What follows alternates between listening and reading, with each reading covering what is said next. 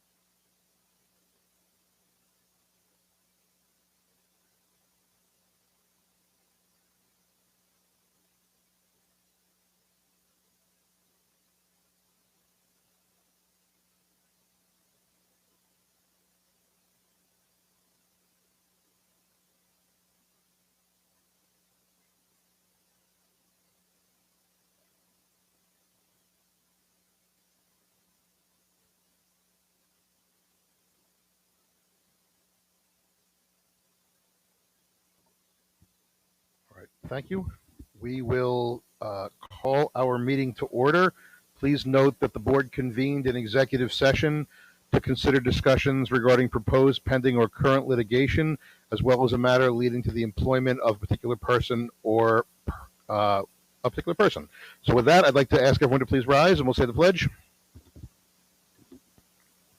I pledge allegiance to the flag of the United States of America and to the republic for which it stands, one nation, under God, indivisible, with liberty and justice for all.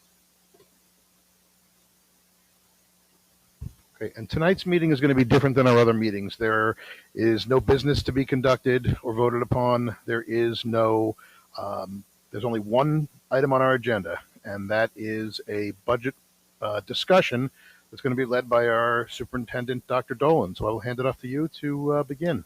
Thank you. Thank you very much. Thank you for the people that are here. Appreciate you being here, and for those of you who are online. Just a very brief report. I've come today from a couple of our buildings. I visited the Glenwood Landing building and Seacliff during parent-teacher conferences, and you would be very, very proud. You'd be very happy to see the faces of people that are in the building and wandering around, and great conferences going on. And it is really this sense that we're getting back to normal, and it was wonderful. So I want the board to feel good about that and proud about that. So as Dave said, the purpose of tonight is just to talk about the budget, because we only have one more meeting before we adopt the budget on March 24th. And recognizing that we had a Thursday night with nothing to do, I thought that we could get together and button some things up. Two items in particular that I'd like to talk about tonight.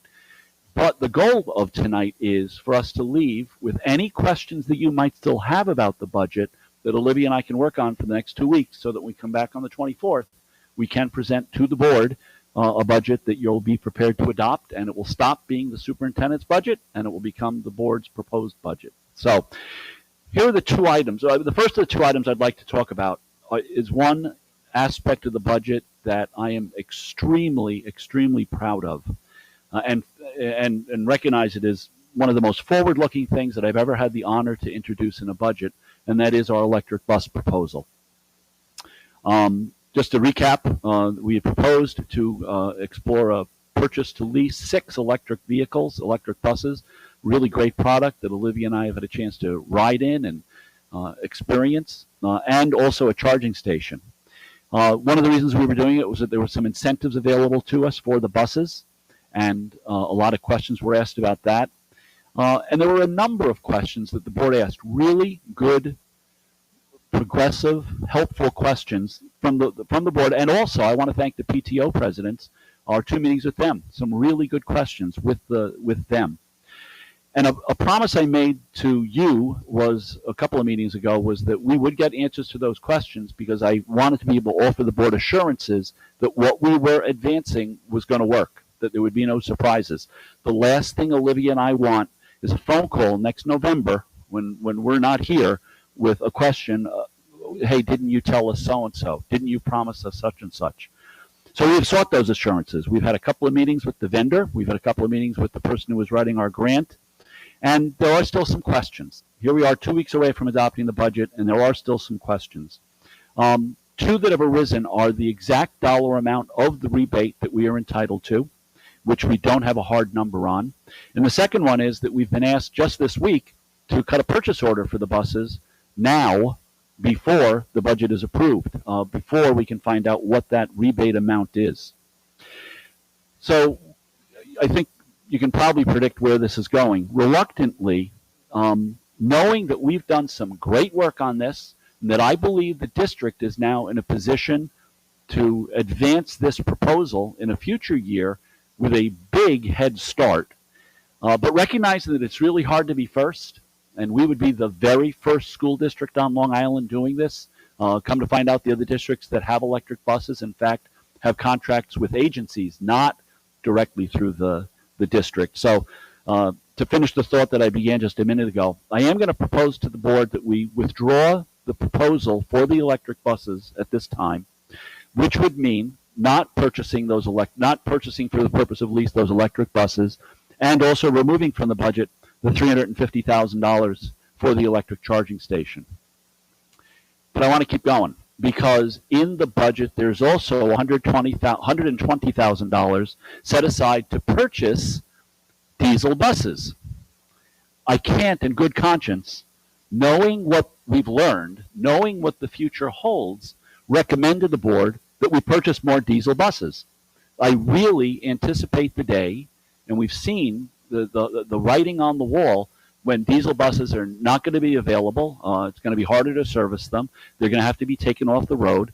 So the day is coming, and we might not be able to nail down the exact calendar date, but the day is coming. So in addition to withdrawing the $350,000 from the budget for the charging station, I would also like to withdraw the $120,000 for the diesel buses, which frees up $470,000 in the budget. So if you'll allow me to make a pretty rapid shift, if $470,000 is now freed up in the budget, I went back and I looked at last year's referendum to see whether or not there was anything in that that price range that's doable, that would advance the mission of the district, that is important, that needs to be done. And there is one project that I'm going to ask the board to consider tonight, and then I'll pause and open it up for conversation, and that is the gym floor. We're within $30,000 or $40,000 of having all of the money for the gym floor. We do anticipate, hopefully, some additional state aid when the governor's budget is finalized. The legislators often come up with that. There's some other opportunities that we think will be available to us that might close that gap. We're close enough that I am very comfortable recommending that we include the high school gym floor in the budget this year in lieu of the buses. But again, knowing that we've done some great work on the buses, and I can't continue without thanking Olivia, who really was the driver, no pun intended, of this item in the budget. Done some great work, and you will see the day, we will see the day, Olivia, when it will come to fruition. The floor in the gym would be a parquet floor, not a composite floor. And I confirmed that today with Don Lang, who wants a parquet floor. No Nassau County High School right now is playing varsity sports on a composite floor. And if you don't know what a composite floor is, please go over to Glenwood Landing. I went there today, and I made sure I stopped by the gym. It's a great product. It really is. Kids fall down, they bounce back up. Not that high, but they bounce back up. It's a great surface. It's fun to play on. It feels good. But varsity sports play, that on that nice shiny wood floor, and we're going to get the logo in the middle of it. And with that, let me pause and just put out to the board my proposal to withdraw the electric bus for now. You can certainly look at it in the future year and replace that expenditure of approximately $470,000. The estimate on the gym floor was actually $525,000, but we believe we can close that gap and adopt that instead in this budget. Sorry to go on so long. I just want to clarify for the trustees, and everyone will have a chance, Marion, to see your hand up. You'll go up first. But this is the discussion only. Obviously, there's no action or vote being taken tonight. That'll happen on the 24th when we adopt the official budget. Just want to clarify that. Marianne? Uh, so I also had an idea of what may be helpful to what I think we also need to consider doing if you are proposing to withdraw that, which I think at this time is very helpful. The athletic community last year was very, very helpful in getting our budget passed. There's been a lot of discussion and emails on Facebook with community members coming up, I would believe, to multiple board members about the condition of the turf field. And what I'm told is that when the turf field flooded last fall, we had the opportunity to repair some of the holes that were really quite dangerous on the turf field. But the turf field is ending its useful life. It does need to be repaired, replaced. Land Tech, I believe, did tell us when they came out in September that our turf field is at the end of its useful life. Um, my understanding, it would be about $600,000 to replace the turf field and get the um, inset liners because we play multiple sports, so there are actually different liners that go down for the different sports. Our turf field gets a lot of use. The average life of a turf field is 10 to 12 years. If you use it for multiple sports, it's 8 to 10 years, and we're at that end. And I do think that it's could potentially, I don't know, we would have to get some information, a liability issue based upon the information that I've been receiving. Of course, that's not an expert on the condition of it, but Lantec certainly is an expert, and they were the ones who installed our turf field and have repaired our turf field. And I'm wondering if there's some way to work that either into this budget or a future budget or looking at fund balance. I, I would think that the turf field would be, if the condition is deteriorated to what I'm being told by members of the community, and if Land Tech is telling us it should be replaced, might be a more pressing project than the gym floor. So you're saying if 470,000 is freed up by the budget, by the loss of the buses, it's better to do the $600 on the turf field and not do the whatever 525 on the gym floor? Yes, that's what I'm suggesting, that the turf field may be, I just would like it considered as also an alternative project rather than the gym floor. And I think we'd really have to get better pricing on that as well. That's just information that's been shared with me, but I do know that Land Tech did recommend back in September when they repaired it for the flood that we replace it. I can confirm that John Hall and Don Lang both identified the turf field as the second project that they would recommend. And I don't have a price on it, but certainly I agree with you. Land Tech would probably jump at the chance to get us a price, and we can get to work on that. But the turf field is an issue. I apologize that can't tell you what the price is, but last year it was estimated 5 fields for $3 million. I don't know what the individual cost of the high school was, but we can certainly find out. Right. I didn't know what the nature of the conversation would be, or I would have given you a heads up and asked for a price. But what I've been told by people in the community with some expertise that have dealt with Land Tech in their professional field, that it would be around 600,000. Some of that would be reduced by the reuse of some of the sand and the particles that are up there, the backfill. So it could come in less than the 600,000, and we would replace it with 2.5 or 2.25 filter height, and then we would need goalpost and the inserts. And all in that would be about 600 less any credit we get for recycling of some of the existing materials on the field. But, that sounds like a back of the envelope number to me.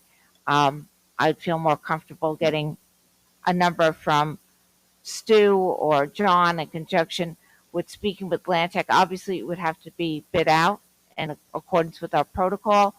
But Lantec certainly and I believe they service our fields now, right? They have a contract to service it.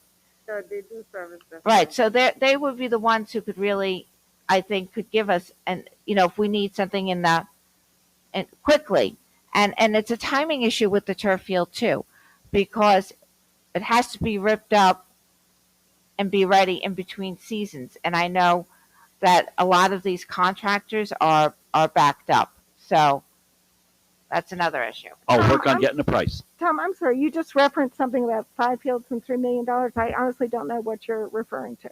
I apologize. In referendum 2 last year, there were 5 fields that were proposed to be turfed and or repaired, replace existing high school field. And the only number I have for the 5 fields is $3 million. I don't know what the individual cost of each one was.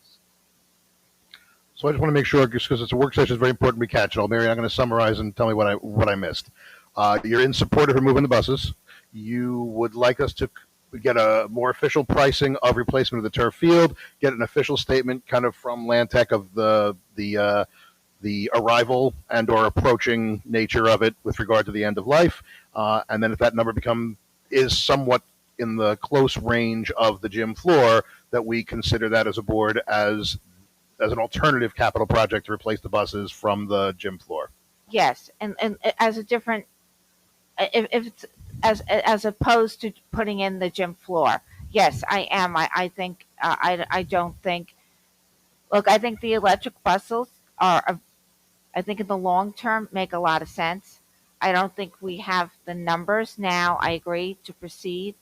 I think the community would feel better about doing something for the athletics. I think it would be helpful that the athletic community feels like they're being heard after working so hard last year to get the budget and the referendum passed. And I think we need their support this year. And I want them to know that we appreciate everything that they did and that we hear their concerns. And I am, when I hear what people are saying, I don't know. I am concerned about a potential injury out on that field. And honestly, it's reminiscent to me of the football helmets when I was first on the board, that a child was severely injured. And that's what really brought to our attention the need to replace the football helmet. So I don't want to have that situation. I want to make sure that our athletes are safe. And that is a workhorse. It's like our high school auditorium, right? Is to performing arts, the turf field. Those are the two places that are used most frequently. And the turf field would benefit a very large community. And we do have the money for the repairs of the track that we encumbered at the end of last year's budget. So I don't know if there's any way that that would be done. Yeah, I thought about it. There's no way. This is construction versus repairs. That was designated for repairs. And this will be for construction. But we'll talk to council. So I don't think we could use the repair reserve because it's something that should have been in the planning. It's not an emergency. Those are my thoughts. Maybe other people have different thoughts. That's great. Thank you. I am glad we got it. I want to have other folks weigh in on. I want to make sure we, as Mary Ann did, start with the buses because that's specifically the topic that Tom raised, and then filter into other areas. So if anyone else wants to share their thoughts. I have a real quick one, but I see Okay. Sarah really wants to get a question in there too. But No, please. We'll go I with think- Maria, then Sarah. just to clarify, I just wanted, Tom, you had recommended or you suggested the use of that saved money for the gym floor because, as opposed to, for example, the turf field, you mentioned that they're kind of ranked in priority by Dan Lang. Two reasons. Don Lang. 2 reasons. One, it was closer. The cost, honestly, the cost of the gym floor was closer to the amount that we would be saving by way of the buses. So that seemed to match up well.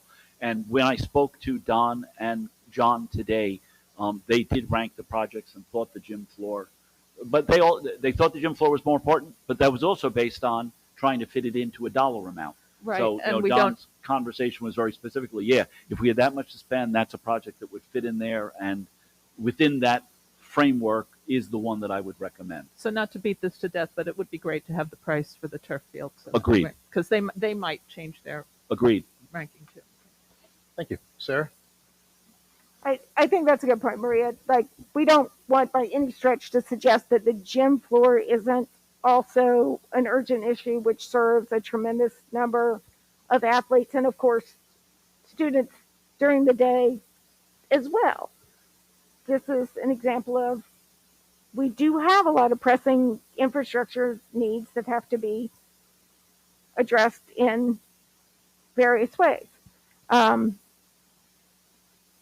So I'm open to the arguments of the professional staff on what we have to address, and the idea too that there are a tremendous number of needs, but they don't all have the same price tag and what we can fit in where it's going to be part of it. But I did want to move back to the question of the bus decisions and the impact on this budget and in future budgets. So we own our own fleet. Our buses age. We have to replace them. We've been conscientious with the buses, like with many items, of replacing them on a regular schedule so that you don't get stuck at some point with a bunch of really old, dilapidated buses that are tremendously expensive to maintain, right? So the electric bus thing was just going to take that a step further in replacing them with buses that would be cheaper to maintain and run in the future.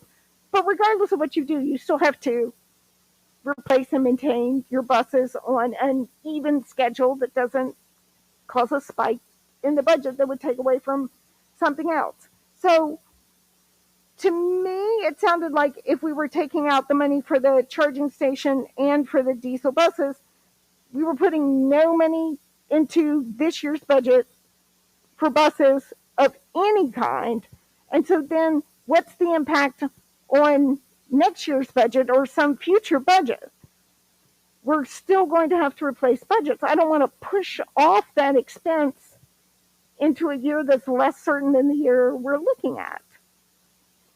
You've analyzed it perfectly. Yes, it would mean that the process the district has very wisely followed of maintaining that bus fleet by every year having $120,000 or so in the budget to replace either one large or two small buses, you'd be delaying that by 1 year. The $120,000 would be swapped out of that transportation code and would go into it. Perhaps it sounds like an athletic project.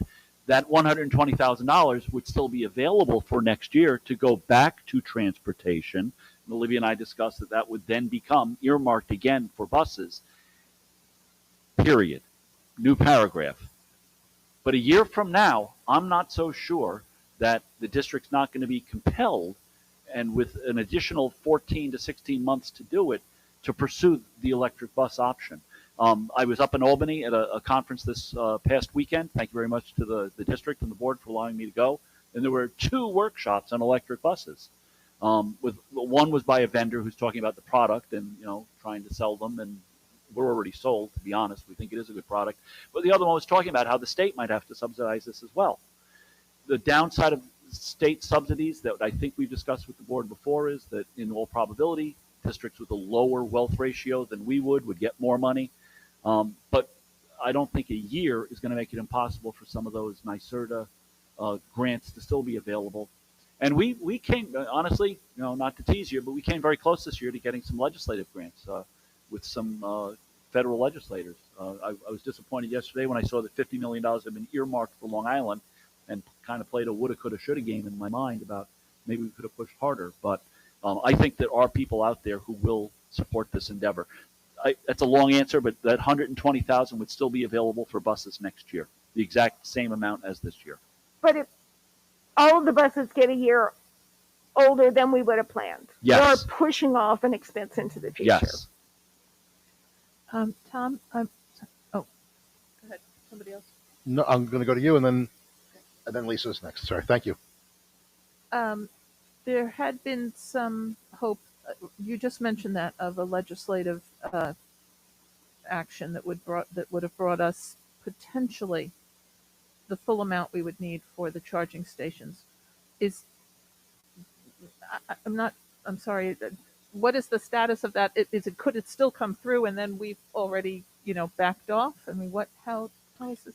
It was a proposal from one of our legislators, and we Right. appreciate it very much, Mr. Montesano, who asked the governor to include it in her budget. Right. I have followed up. It's very hard to connect with the governor's office, but I have followed up, and there is no response. No one really seemed.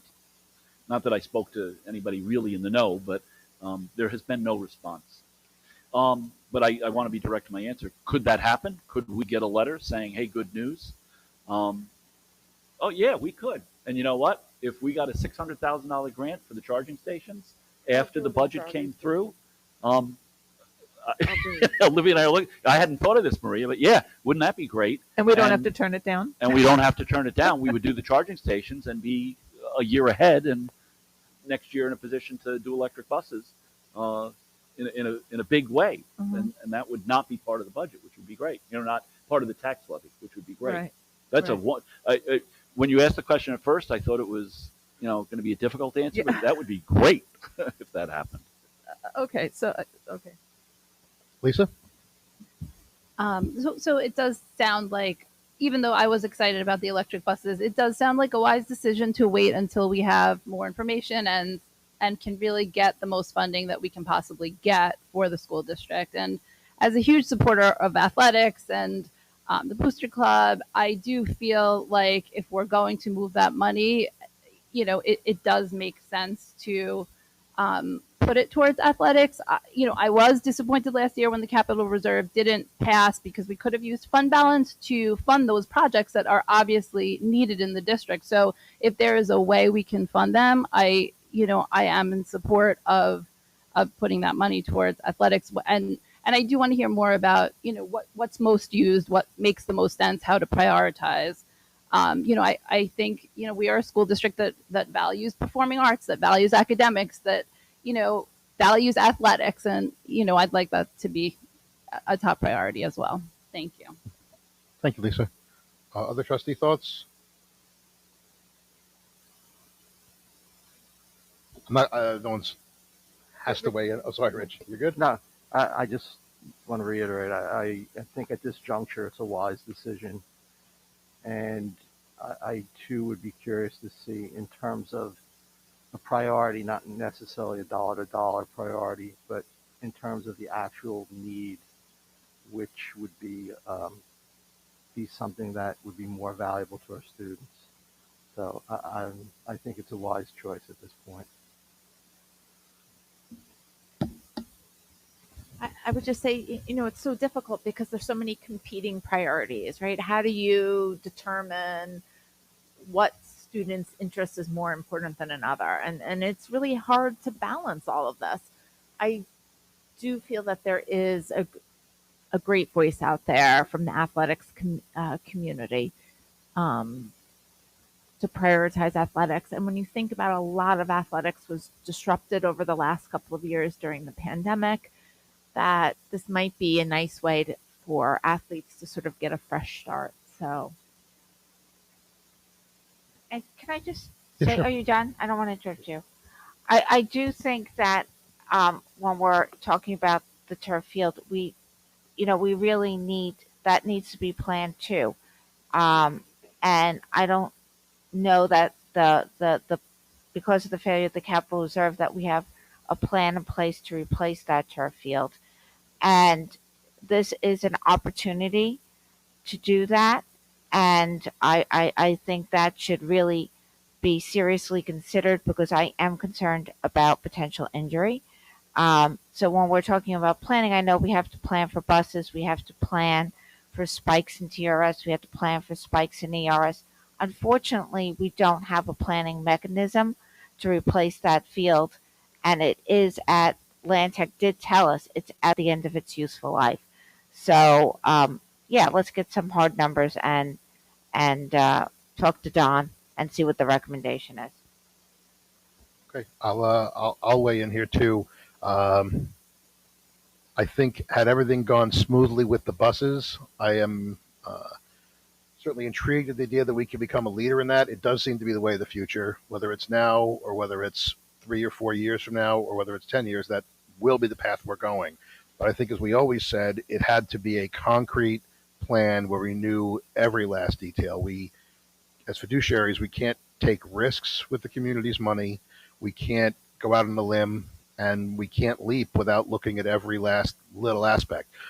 So I appreciate this process from this board and the feedback we've had from this board. I appreciate the feedback we've had from the community. We've heard from a lot of folks. I think one of our goals this year, I know one of our goals this year, was engagement with the community. And I really feel like, more than in past discussions, this has been a tremendous amount of engagement from the community on this topic. And the way that we're all filling our roles, I think, is exactly the way it's supposed to be. The administration presented this proposal. The board heard the proposal, asked good questions, put it out to the community. The community asked good questions, and it was an iterative process that got us to this point. That it does seem to be, I guess, again, we're not voting today, but if it's your recommendation and everyone's agreeing with you, it seems like the buses will not be included on the 24th, and that is certainly disappointing, in that it would have been exciting, but also the right way to go in my opinion. In terms of the athletics, I would, the question of whether you need the turf field more than the floor of the high school gym, I don't know how to make that decision. Andrea, you spoke very well. We live in a land of finite resources where we have to make choices that inevitably leave something on the side. So I was not under the impression that we could do a returfing of that field for $500,000. So if that's even remotely in the ballpark, I don't know that I'm going to have a decision of what's more needed, the turf field or the gym floor, because that gym floor is also at the very end of its life. We've been hearing about it for years. It is not in good condition. We've all seen, I've been to a lot of games this year. We've had great attendance at our games this year. It's been fantastic. The cheering crowds, the success our teams have had, basketball, men's and women's wrestling. It's been a great year. And I think, Marianne, the points you make are very valid. I think they also apply to that gym floor, in terms of, at some point, if it's at the end of its useful life and it simply can't be, and I've been having this conversation as a member of the construction steering committee for as much as my time is here on the board. The Glenwood Landing floor is one we've been talking about. When I first came here, Dr. Melnick, who has been a long time since he's been here, said, you can't sand it anymore. There's nothing left. At some point, if you sand it, you're going to be, those of you who are familiar with Glenwood Landing, you're going to be in the cafeteria. So, and that still waited and finally was able to get done this year through fortuitous circumstances, which, for those who don't know, I guess we could say this: there was a burst pipe, and we were able to use and it ruined the floor, so we were able to use our insurance to pay for that new floor. And we did kick in a little bit, because the replacement value, which the insurance company would have paid for, would have been for a wood floor. Given the opportunity, a composite floor at an elementary school is just so wise. And again, if you haven't seen it yet, go see it. It's a completely different floor than anything you've ever played on, and really nice, especially for elementary kids. We did discuss that at construction steering, that that would not be recommended for the high school. Yeah. But for the elementary school, where they don't play competitive sports, it's much, if any of you have been on a composite floor like that, it's much easier on the knees and on falls and things like that, but it doesn't meet regulation. Yeah. So I think it's needed. I like the redirection. If we're going to go in this away from buses, towards some of those projects in that capital reserve that was not able to pass, but are clearly still needed. As Sarah said, these are infrastructure projects that don't go away. Sarah, you were your hand up? Yeah, I just want to be clear that the context is not just like that they're just two choices, right? Even if you're only talking about athletics, there are far, far more projects than the two we happen to hit on. We're talking about these because the athletics department brought us the gym floor, and Trustee Rousseau pointed out that we also have the turf issue. We know the track is going to have to be replaced. There are a tremendous number of issues. We're just, for this conversation, have narrowed them down to what fits in the budget and what's most pressing. And part of that is not just competitive athletics, right? But like, what students day to day that use all of these facilities for physical education activities too, and all that has to be taken into account. But also realize the people in construction steering know that there's really an infinite number of infrastructure projects that have to be looked at, in which you guys are constantly juggling. So it is important now to prioritize, for example, the gym floor, but I don't want to imply that that doesn't mean that there aren't many other pressing infrastructure needs that we aren't able to address right now. That there is a lot of prioritizing that goes on amongst the professional staff before we get to this point. But so, doesn't that go back then to how we rank all these things, right? I mean, so there's been, and I certainly agree, athletics is, one of the priorities we really have to address. I agree with all the arguments that have been made in favor of it, but is this something that should also be asked of the construction steering committee then? If maybe there are two projects that can, each of which is a lower amount that can still fit into what we've just freed up, or Well, what we would free up. I think to Sarah's point, Confused about how we're doing that. to Sarah's point, there aren't two. There's probably Right. easily 200 Right. things that we could do. There are walkways. There are, there's a lot to do. So I think the construction steering project guides these projects and monitors these projects, and the board ultimately has the authority to decide what we're going to do. Okay. But the path by which we determine how we sift through that is largely driven by administration recommendation. Okay, thank you. So- All right. And Tom's And recommendation. in this case, that recommendation comes about because we're also looking for something that fits in the dollars we've Right. freed up, Gotcha. which might not be the purest decision maker, but in this case, an important one. Okay. And likewise, larger projects sometimes have to take advantage of opportunities, where smaller projects, you can look for opportunities that arise throughout the year. Yes, Dawn reported at the Booster Club meeting that there's $20,000 of new weight equipment being delivered to that room, and so that's something that's been called for a long time. But $20,000 is a lot easier to be able to work in a budget than $500,000 or $600,000 or potentially a 7-digit number for some of these. Well, not potentially, for some of these projects. So. Okay. Other thoughts on buses and what we could do with that capital money before we move on to whatever Tom has next? I have one other topic, which I need direction on. And I'm going to make a recommendation, but I certainly need direction on. And for those of you watching, as interesting and concrete as buses and fields are, this one's much more esoteric, because what I need to talk to the board about is the revenue side of the budget. I think I said, even in my very first interview with the board way back just about a year ago right now, by the way, that districts don't talk nearly as much about the revenue side of the budget as they do about the spending side of the budget, where the money comes from. North Shore is an exception to that rule, because Olivia's got a full page on revenue in the budget book. We do talk a lot about it. And part of that has been because of, sorry, Lisa. Lisa's looking at a very, yeah. I have one. North Shore is It's only a matter of time, Lisa. You can't Yeah. avoid it. We're I gonna need promise some I'll make magnifying it glasses. larger. actually, I might have an extra pair of glasses.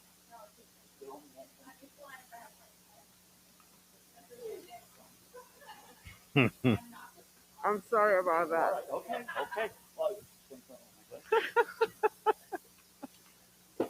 That's funny. Okay. I think the reason this district spends so much time talking about the revenue side of the budget is because of the very unique circumstance. And I've now made it into over an hour of a budget meeting where before I've said the word LIPA. I think that might be a record.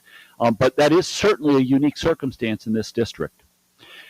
Earlier this budget season, I had recommended to the board that the way that we could raise the approximate, I'm sorry, let me pause and go to one other point. I'm going to ask the board to notice something. On the sheet you have in front of you, the lower right-hand corner contains our new tax cap. The tax cap has been recalculated by BOCES, or based on some data that we received from BOCES. And in fact, our tax cap is now 2.624. We had told the public that our tax cap and what we were going to recommend was 2.499. I am not changing that recommendation. Even though we could spend more money, even though we could raise taxes a little bit, I think it's really important that if we say a number, 2.499, that we work within it. And we can. If we couldn't, I might be changing my tune, but we can work within that. And therefore, I'm going to continue to recommend to the board that we're going to not go all the way to the top on the tax cap. We're going to stay a little bit below it at 2.499. So that does not change. Here is the change that I would like the board to consider. First, the background story. We have sought advice from a wide range of fiscal experts and the state on whether or not the very unique circumstance here in the North Shore School District where a LIPA plant's removal from the tax rolls could have a very, very negative effect on the budget. Given that set of circumstance, is there any justification for this board and this district keeping money in a fund that is not earmarked for anything and saying that we may need that money? And that is, the money I'm talking about is the controversial topic of our unrestricted fund balance, which has been raised many times. The fact that we have approximately 5.2% of our budget in our unrestricted fund balance, and the law recommends that it be 4%. That's that 4% fund. I'm going to keep coming back to that number. We've heard that criticism. We have answered that criticism, and I think we've answered that wisely by saying something could go wrong. And I think at one meeting we even heard a resident say, well, maybe there's not enough in that fund. Maybe you should be saving more. But recently, in the commissioner's decision that we won, the commissioner ruled in our favor on the merits. But at the end, she did offer the guidance that we've been looking for a long time and said that the district should take a look at that unrestricted fund balance and that 4% number was one that we should be aiming for. So we all read that. We all saw the decision. It was near the end of the decision. She said it pretty strongly, but nonetheless, she offered that as our advice. And again, advice that we've all talked about, that we've been looking for. You know, is there wiggle room? It would appear not. Therefore, while I had recommended the blue column, let me make sure I'm right. Yep. While I had recommended the blue column as a way that we could raise the money needed for this budget, and that blue column included taking $350,000 out of ERS and $500,000 out of TRS, I'm going to make a different recommendation tonight. And I'm going to recommend that we not take money out of ERS and TRS, that we leave those in justifiable legal reserve funds that we are allowed to keep money in. Leave it there. It'll be there. And instead, that we take the 5.2% that we have in our unrestricted fund balance and bring it down to 4%, the number that the commissioner recommended that we aim for. And that you will find in the white column. So now in the white column, you will see that I'm recommending, with Olivia's help, and when I make these statements, it's so funny because Olivia and I have these lengthy conversations. She is a wonderful teacher and helps me understand the numbers so well. But I'm speaking for now, and Olivia can certainly weigh in. But what we are recommending is instead that we not take the money out of ERS and TRS and take $1,156,965 out of the unrestricted fund balance. And by doing so, we accomplish two things. We raise all of the money we need for the budget. You know, to borrow Olivia's phrase, cash is cash. You know, the dollars are the dollars. We have exactly the same amount available to us in our budget. But we've accomplished something that we've been asked to accomplish, and we've gotten our unrestricted fund balance down to 4%. Now, at the end of this year, it is possible that we will end the year with a little bit more money than we've already committed to our fund balance. In that event, my recommendation would be that that money be put into ERS and TRS. And now, getting back to the LIPA topic, the ERS and TRS funds then become part of what we've referred to as the glide path. In the event that a fiscal urgency presented itself to the board and the district, there would be money available in ERS and TRS that could be used to pay those bills or could be transferred to other exigent needs. So that's my recommendation. If you have questions, I'll be happy to answer most of them and defer some to Olivia. Andrea. I guess my question is, what's the downside of doing this?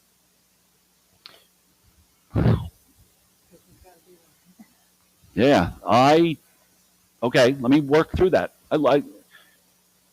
Because I'm not seeing one right off the bat. Yeah. I'm not seeing a downside. Forgive the phrase, cash is cash. We could choose to take the $150,000 out of a reserve that we are allowed to keep the money in, or we could take the money out of an excess fund balance, the 5.2% that we've been asked to deplete anyway, and match it perfectly. Not only don't I see a downside, I see two upsides. We've maintained money in a legal reserve that the board can use in the event of some urgent fiscal need, and we've also accomplished something that the commissioner has asked us to accomplish, and that is we've gotten that unrestricted fund balance down to 4%. So if we have a situation in a future year where there is an increase in the TRS and ERS like we saw this year, we could take the money from the reserve to help offset that spike in our requirements, correct? Yeah, but we have to put it in as revenues, Yes, and it affects, we have to expense it also. right, and it does, I know, affect our 2% calculation the next year. Nothing is, but it would affect our 2% calculation whether we took the revenue from the general fund or whether we took the revenue from TRS or ERS. Okay. It's the same, right? Gotcha. So it's the same thing. Is it possible, if there is fund balance left at the end of the year, to encumber some of those funds for some of these capital projects that we were talking about, that we have not had a mechanism to pay for? I mean, usually we encumber funds for things that were expenses that were incurred in the year, but I'm wondering if there's some way we can have a discussion with council as to how we could encumber funds in the absence of a capital reserve for capital projects, so we wouldn't necessarily have to put it in the next year's budget. Olivia, this is an important answer. I want to make sure you get right in there with the mic. Yes, I have, like you said, I have to check with council. And the auditors. Yes, and the auditors. But the most important piece is that the difference last year was that the monies were set aside for repairs. We can Right. use it for major Okay. construction. But you can't use it for a capital. Okay. But if there's something that is in that list of capital projects that needs to be repaired, that may be possible. I'm just trying to think where we could use the fund balance so that we don't find ourselves in a position where the floors are worn out or the turf field is worn out, the weight room needs to be redone, and we don't have a capital reserve. Is there a way that we can, because we don't have a capital reserve up this year, we have to plan that for the following 2023's vote. I So think- when I So- think the better alternative, which we discussed here, was even if we put it into a TRS or ERS reserve, there can be another referendum to move the money into a capital reserve if needed. But if the money goes into TRS or ERS, it can only be used to offset that expense, right? Not necessarily. It can When be it comes moved. out of the reserves. It can be moved Oh, it can be moved. Okay. Yes. Sarah, did you? through a referendum. Right, with specific timing and referendum. So I have two questions. One is that admittedly we have an we will have an endless stream of TRS expenses, but nonetheless, by moving money into TRS and ERS versus in the unrestricted fund balance, there is less flexibility with how you use the funds in the future. Like it's fairly flexible, but not as flexible. It would There- involve a mechanism. It would involve an action. And I hesitate to, just to go back, we're proposing not to take the money out of ERS and TRS, I not to understand. move, okay, Right. not to move it in, but just simply not Just to take it out. leave it there. But right, I'm just saying on balance, if you could choose to have money in, if you could choose, and it does not sound that we can, have money in fund balance versus in TRS, there are different rules there, and the fund balance is less restrictive. Okay, so the second question is, I want to be clear on the context of TRS. Very roughly, my recollection is we have maybe $1.5 million in TRS now. Yes, I mean, 1,548,000. That's a lovely specific number. I don't feel so bad about my estimate. And at the moment, our annual TRS cost is actually closer to like 5.6 million Correct. in this budget. Correct. Okay, so when we're talking about glide path, we're still not talking magic solution. We're talking about a piece of the puzzle. We can take care of part of the cost of TRS that's going to happen every year in excess of 5 million with this small reserve fund. Thank you. Okay, I understand. Lisa? I need a little clarification on Yeah, that. please. I'm sorry. So, Please. so yeah, so you said I just want to, but your clarification, there are people watching, so Okay. clarification is good. Okay. We all need color. Okay, so ERS and TRS you said could become part of the glide path, and I need to understand how. So you're saying you can take the money out of ERS and TRS and put it To pay ERS and TRS. If it's increased over what we budgeted. So as Sarah said, our obligations we build in the budget, let's say it's $5 million. And if you get a big spike like we had after 2008, or a big increase like we had in insurance or something of that nature, if you get a big increase in the ERS and the TRS, you can move the money out of the reserve specifically to offset that obligation. So you would use your other revenue sources elsewhere, but that would be a revenue source specifically for that. And Sarah's point was that when we had it in an undesignated reserve, we had more flexibility on the utilization of the funds than we do in an ERS and or TRS. Did I get that right? Um, Sorry.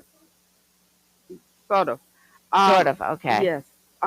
Because what is in ERS, the only when it's in undesignated fund balance, the only flexibility there is even in the middle of the school year, if there is an emergency, the board can appropriate money from the undesignated. When it's in the TRS and ERS reserves, that comes in as revenue during the budget process. Like Sarah said, a piece of it, we are not going to use it to offset the cost. It comes in as revenues on the revenue side, as you see on this sheet of paper. So we don't offset the expense directly. It comes in as revenue. That's how the auditors want us to do it. Even though if you put the two together, it's an offset. However, you are not going to put it on the expenditure line. It comes in as revenues. Isn't And you're that saying true? you have to do it in I'm sorry. advance.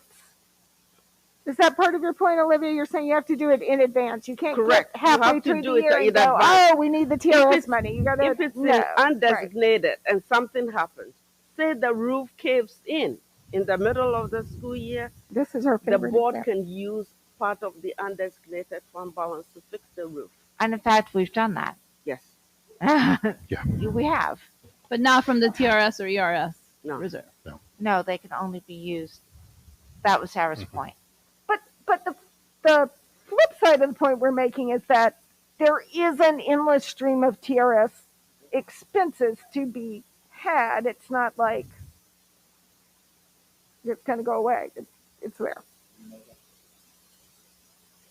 And the ERS, I guess I'm just going to follow up with this one. The ERS and TRS, while they're more restricted than the undesignated, the unrestricted, they are also less restricted than repair reserve, workers' comp, insurance, Yes.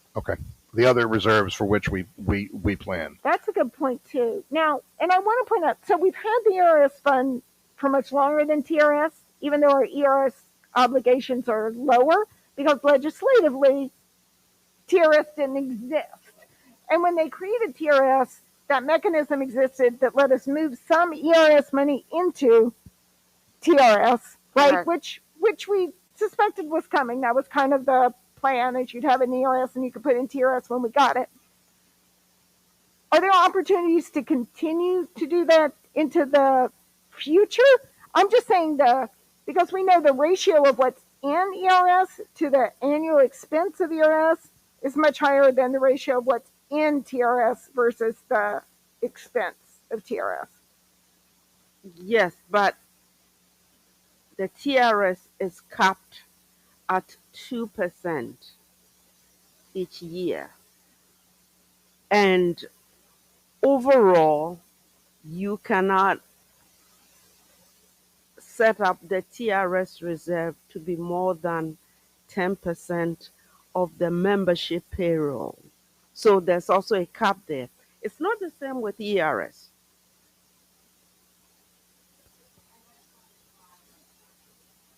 That's how we derived the $947,000 number. Correct. It was the calculated maximum contribution that was allowable, so that For whatever a was left particular over year. for that For a particular that year. fiscal year. Yes. That's where that 947 number came Correct.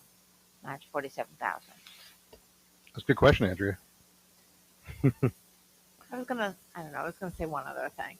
Even though we've had this glide path and it's been over 4%, and it's been, it's been a legal thing that we've done, and we've waited for legislation to, I guess, really like specifically allow for it, and it's never come, right? It has been a great source of misinformation in the community, right? Yeah. And taking Tom's recommendation really helps to resolve that issue. Even though I feel like the district has reiterated its position on this over and over and over again, it still has been something that has been highlighted that I think this maybe will put an end to that conversation. I don't know if you're asking me, but I guess I'll comment. I don't think anything's putting anything to an end in terms of the criticism, but I do think that you highlight something very important about that. I don't know at what point that 4% cap and unrestricted became law, but I do know the point of it was that districts can't hold taxpayer money in excess of the 4%. And the reason that this money has been handled differently than that is because it wasn't local taxpayer money. It is all derived from a grant. So it's taxpayer money, that it's all of New York State taxpayers, and obviously we're all New York State taxpayers, but this came from the state legislature. So the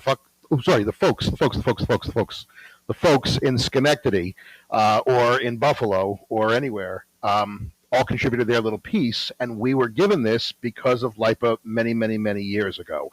And so because of that, the board has consistently kept it in this separate area as opposed to using other resources, because we did want to be transparent and show where that money came from and show, whence these funds derived.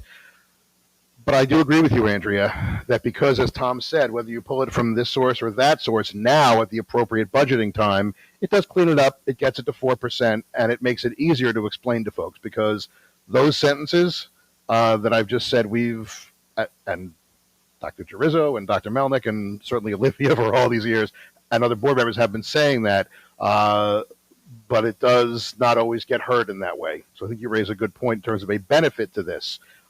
It's still the same effect. It just comes from a different source. It preserves ERS and TRS. Now, it doesn't leave that money available to us if something were to happen, but we still do have a robust 4%, which is what the state wants us to have. And I agree with this recommendation, Tom. Is there anyone here who has questions, further questions, or discomfort with this? I just wanted to emphasize, I think, if I understood however, it does mean that that grant money is now exhausted. That is correct. That grant money, that whatever it was, 1.2 million that was left, We began with 4.5 million.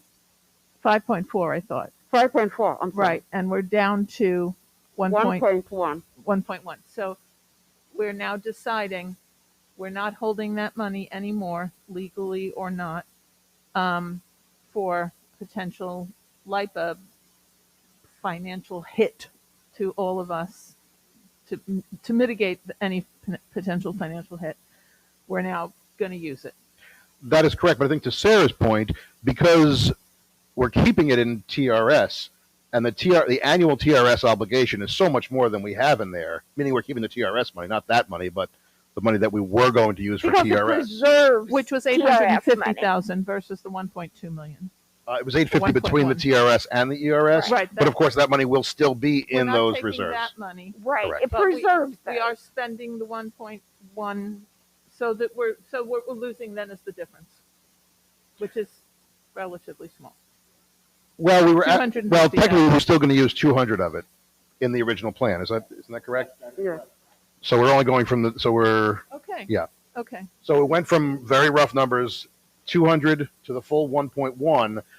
But there also was in your preliminary presentation, your subsequent presentations of the budget as well, still a gap of 156 to make up. So you've also made that up as well. Correct. We're 49. It's 2 weeks.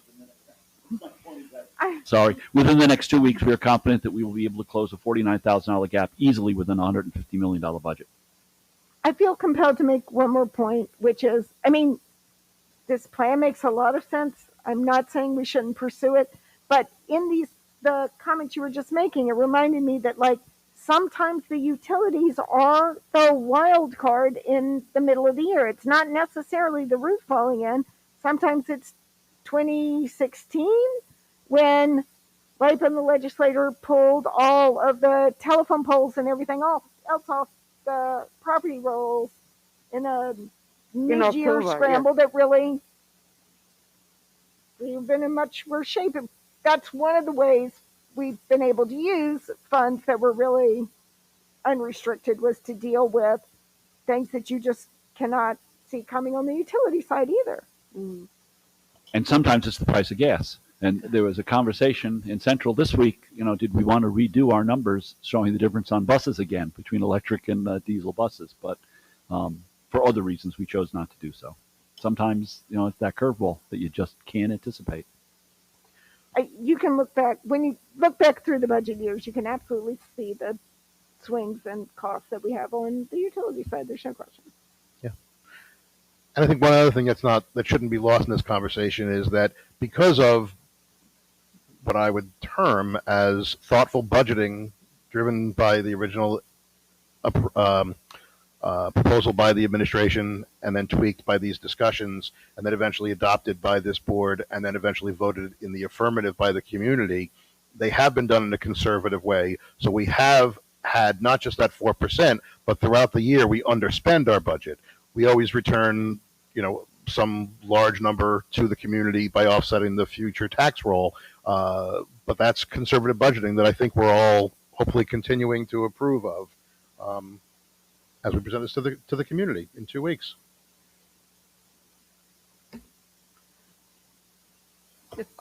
Yeah, the windows aren't open to freeze anybody out. We want to make sure everyone has as many questions as possible. So I did, Tom started to touch on the question I was going to, the next question I wanted to ask, just given how quickly inflation is rising now, and we're watching, almost from day to day, the price of gas, for example, going. There are more factors just than inflation, but obviously we're watching the price of gas go up. But 20 cents almost every time I pass the gas station. It's I filled up at 4.19 one morning, and by the afternoon it was at 4.39. I'm wondering, what your take is on how we're going to weather this storm, with the budget that we're looking at right now. What can we expect? Sorry, it's a Olivia usually hopes interest rates will go up. yeah, it's also. an ill-defined question, but yeah. That's what. Go ahead, Olivia.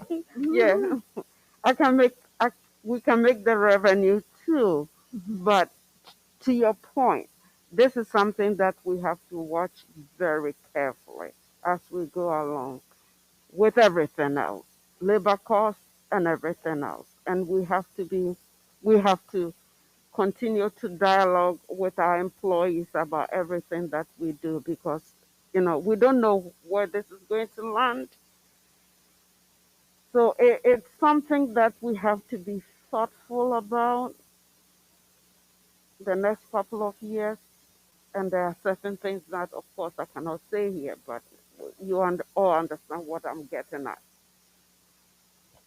I don't remember the name of the sportscaster who used to say, "Let's go to the videotape." Yeah. Who was that? But Wolf, Warner Wolf. So Warner Wolf would say at this moment, "Let's go to the videotape," Right. because I'll point out to you that in the budget presentation that Olivia assisted me with, the very first budget presentation, we identified 5 variables we need to be aware of. And the last 2, and this was before gas went through the roof, the last 2 were inflation and cost of labor. And both of those we have seen come back to, in 5 weeks, have come back to, Yeah. really, really be a major impact. So again, good job, Olivia. And of course, it never goes down as fast as it comes up. Yeah. Right? Once it's up, it's up for a long time. Yeah, I mean, as someone in manufacturing, the cost of goods, 10% raises by someone who raised me 10% 3.5 months ago. It doesn't go down. Yeah. The fuel surcharges don't go down. Yeah, All these they things are don't. just. I told you about the time zinc prices went up, and we had a whole thing with the vendor about the zinc. Yep, I have it with brass right now, and you can't even get brass. So it's not just the cost of raw material, but it's a scarcity. However, I don't want to take us off track. Other questions about the budget, the revenue sources? All right, Tom. Those are the 2 areas that we needed guidance on, and I really thank the board. I kidded before that we had an empty Thursday night, we had nothing to do, so why not? I know you have other things to do, but I do want to say something to the community. It's a spreadsheet. I was in Both it. of these items could have been condensed to a memo. Both of these items could have been something I sent home to the board and said, this is a proposal, and next time we get together, you're going to see this. But to this board's credit, that's not the way you expect work to be done. That is not the way you expect decisions to be made. These are public decisions. I say it all the time, this is not my money. This isn't our money. This is the community's money. And it is appropriate to have these kind of conversations transparently, a word that we use a lot, but I don't know if in the last 8 months I can find a better example of transparency other than coming back to the community and saying, okay, Tom Dolan, I need some help with this budget, and I need to turn to the board. And you've offered me tremendous help with this tonight, and I thank you for that. And if there are other questions about the budget, we'll be happy to answer them. And if not, I believe we're in a position to deliver something to you 2 weeks from tonight that you'll be able and proud to endorse. Down to the last 40K. Down to the last 49K. Brilliant. Right. Okay. With that, I'm looking around. I don't see any other hands, so I will ask for a motion to adjourn. Motion. Marianne, Sarah, all in favor of calling it a night? Aye. Thank you very much, everyone. Thanks to those who came. Thanks to those who watched. And Elliot, as always, thank you.